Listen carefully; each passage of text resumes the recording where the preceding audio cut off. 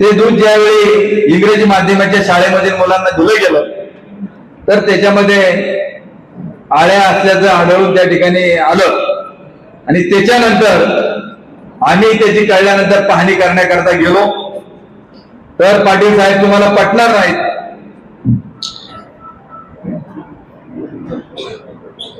अध्यक्ष साहेब, हे जे टेट्रापॅक नावाचं जे दूध आहे त्या दुधामध्ये आम्ही तिथं गेल्यानंतर कोण म्हटले उंदराने कुरताडलं त्यामुळे आळ्या निघल्यात, बरेच विषय झाले. आदिवासी प्रकल्प अधिकाऱ्यांनी देखील स्टेटमेंट लेखी दिलं की या टेट्रापॅकच्या दुधामध्ये आळ्या आढळून आल्या. मुख्याध्यापकांनी लिहून दिलं, बाहेर दिला या सुगंधी दुधामध्ये आळ्या त्या ठिकाणी आढळून आल्या. त्यानंतर तिथल्या हॉटेलच्या कर्मचाऱ्यांनी देखील लिहून दिलं, बाहेर दिला का याच्यामध्ये आळ्या आढळून आल्या. आणि आम्ही गेल्यानंतर आम्ही देखील म्हटलं हे शक्य होणार नाही, परंतु तिथले जे काही पाऊस त्या ठिकाणी घेतले 4-5 आणि ते ज्यावेळी फोडले तर त्याच्यामध्ये देखील सर्वांच्या समक्ष अंडर ऑब्झर्वेशन त्याच्यामध्ये त्या दुधामध्ये आळ्या आढळून आल्या. आणि मग त्या आढळून आल्यानंतर ते दुधाचे पॅकेट आणि अंडर ऑब्झर्वेशन हेडमास्टरच्या केबिन मध्ये तिथं ठेवल्या कॅमेऱ्याच्या खाली आणि तिथं सांगण्यात आलं की इथं काहीतरी घोटाळा होऊ शकतो, की जसं पुण्यामध्ये अगरवालच्या मुलाने ज्या पद्धतीने बेपराध लोकांना चिरडलं गेलं आणि त्या आरोपीचं ब्लड सॅम्पल ससून रुग्णालयामध्ये बदललं गेलं की नाही बदललं गेलं. मग ही घटना संपूर्ण देश जग पाहत असताना आम्हाला संशय होता की हे दुधाचे नमुने त्या ठिकाणी बदलले जातील आणि ते म्हणून आम्ही मुख्याध्यापकाच्या केबिन मध्ये कॅमेऱ्याच्या खाली ठेवले आणि प्रकल्प अधिकाऱ्यांनी आदिवासी प्रकल्प अधिकाऱ्यांनी सांगितलं की हे जे काही नमुने आहेत ते तुम्ही लॅब मध्ये तपासायला अन्न आणि औषध प्रशासनाकडे त्या ठिकाणी द्यावेत. पत्र त्यांनी दिलं, आमच्याकडे ते आहे. आणि हे सगळं प्रसारित झाल्यानंतर 2 दिवसांनी पुणे आम्ही ज्यावेळी प्रकल्प अधिकाऱ्याकडे घोडेगावला गेलो त्यावेळी याच्या संदर्भामध्ये विचारणा करण्यात आली आणि मुख्याध्यापकाला ज्यावेळी बोलून घेतलं त्यावेळी मुख्याध्यापकाला विचारलं की तुम्हाला जे नमुने तपासायला पाठवले ते तुम्ही दिले का? म्हणले पाठवले. म्हणले कुठले पाठवले? की जे तुमच्या केबिन मध्ये होते ते पाठवले का तुम्ही दुसरे पाठवले?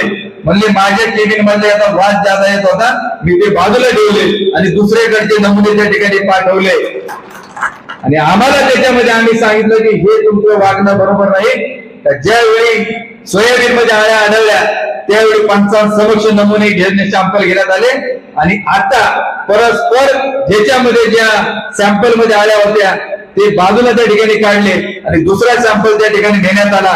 आणि पाटील साहेब तुम्हाला या निमित्ताने मी सांगू इच्छितो की खासदार साहेबांना आम्ही तत्काळ त्याच्याशी संपर्क साधला, रोहित दादांना देखील संपर्क सांगितला की इथला गोरगरीब आदिवासी हा परिस्थितीनं गरीब आहे, तो लढू शकत नाही, परंतु आम्ही कसले त्या ठिकाणी फिकीर करत नाहीत.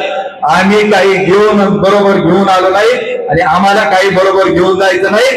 आम्हाला जे लढायचंय ते गोरगरिबाच्या ठिकाणी लढायचं होते आमचं काही, परंतु खोट्याला खोटं आणि खऱ्याला खरं हेच आम्ही त्या ठिकाणी शिकलेलो आहोत. आणि म्हणून आम्ही संकल्प केला यांना देखील आम्ही धडा शिकवल्याशिवाय राहणार नाही. दुसऱ्या दिवशी बातमी त्या ठिकाणी आली, खासदार साहेबांनी ट्विट केलं, मीडियाला बाहेर दिला, अनेक मीडियाला देखील ती बातमी प्रसारित झाली आणि दुसऱ्या दिवशी लगेच पेपरला मोठी बातमी आली का देवदत्त निकम आणि प्रवीण पारधी यांनी खंडणीच्या उद्देशाने हे कृत्य केलं आणि आमच्यावरती 100 कोटीचा अब्रू नुकसानीचा दावा गोवर्धन कंपनी त्या ठिकाणी दाखल करणार आहे. म्हणून ज्यावेळी परवा पुन्हा आम्ही गेलो, पुन्हा अधिकाऱ्यांनी आमच्यासारखेच बाईट दिले, लेखी दिलं त्या दुधामध्ये आळ्या त्या ठिकाणी आढळलेल्या आहेत. आम्ही सांगितलं आणि आज देखील सांगतो की अरे 100 नाही तुम्ही 1000 कोटीचा दावा त्या ठिकाणी दाखल करा, आम्ही तुमच्याला देत नाही. ते दिवशी सांगितलं आजही सांगतो आम्ही खोटं अजिबात बोलणार नाही. जे खरंय ते खरंच. उद्या आम्हाला फाशी झाली तरी चालेल. मला देखील मागच्या महिन्यामध्ये निवडणुकीच्या काळामध्ये खोटं कृत्य करून बोगस गुन्ह्यामध्ये लटकून जेलमध्ये घालण्याची काम देखील या सत्ताधाऱ्यांनी पाटील साहेब त्या ठिकाणी चालत होतं. खासदार साहेब आमच्या पाठीमागे होते. पवार साहेबांनी देखील सांगितलं देवदत्त निकम जर चुकीचा असेल, आमचा जरी कार्यकर्ता असेल, चुकीला आम्ही चूक म्हणणार, त्यांनी जर चुकीचं काम केलं असेल तर त्यांच्यावर कारवाई करा. परंतु सगळेच्या सगळे पुरावे त्या ठिकाणी तपासण्यात आले आणि एसपीने सांगितलं की तुमच्या कार्यकर्त्याचा कुठल्याही प्रकारे या प्रकरणाशी संबंध त्या ठिकाणी नाही. आणि म्हणून आम्हाला पुन्हा एकदा त्या ठिकाणी काम करता आलं. मी आपल्याला एवढंच या निमित्ताने सांगतो की आज श्रावण महिना चालू आहे. भीमाशंकर महाराजांच्या साक्षीने सांगतो की आजपर्यंत आम्ही आयुष्यामध्ये कधी चुकीचं काही केलं नाही. त्यांच्या समेत आम्ही 34 वर्ष प्रामाणिकपणे त्या ठिकाणी काम केलं. 34 वर्षात एक शब्द देखील आमच्याबद्दल ते बोलू शकले नाही तर बोलू नये. आता एकच झालंय का सत्तेचा गैरवापर करून जसं अनिल बाबूंना जेलमध्ये त्या ठिकाणी घातलं, तसं देवदत्त निकम एकदा जेलमध्ये त्या ठिकाणी गेला तर आम्हाला इथलं रान त्या ठिकाणी मोकळं झालं. परंतु बांधवांना मला एकच या निमित्ताने सांगितलंय की आज ऑगस्ट क्रांती दिन आहे. आम्ही हुतात्मा बाबू गेलो तर त्या ठिकाणी दर्शन घेऊन त्या ठिकाणी आलो. माझं काय होईल ते होईल, परंतु तुम्हाला कोणाला वाण्यावर त्या ठिकाणी सोडणार नाही, हा माझा शब्द त्या ठिकाणी आहे. ज्या पद्धतीनं कारखाना 1 नंबरला करून त्या ठिकाणी दाखवला, मार्केट कमिटी 1 नंबरला करून दाखवली, तशी तुमची सर्वांची सेवा करण्याची संधी उद्याच्या काळामध्ये जर पवार साहेबांनी दिली, पाटील साहेब तुम्ही दिली, कोल्हे साहेब तुम्ही सर्वांनी जर त्या ठिकाणी दिली आणि मित्र पक्ष शिवसेना असेल, कम्युनिस्ट पार्टी असेल, उद्धवजी ठाकरे साहेब असतील, जे काय तो निर्णय त्या ठिकाणी घेतील, परंतु या तालुक्यामध्ये आजपर्यंत एकाधिकारशाही आम्ही मोडून काढल्याशिवाय जाणार नाही, एवढं त्या निमित्ताने सांगतो.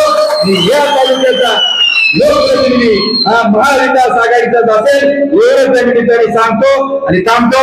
जय हिंद, जय महाराष्ट्र, जय राष्ट्र.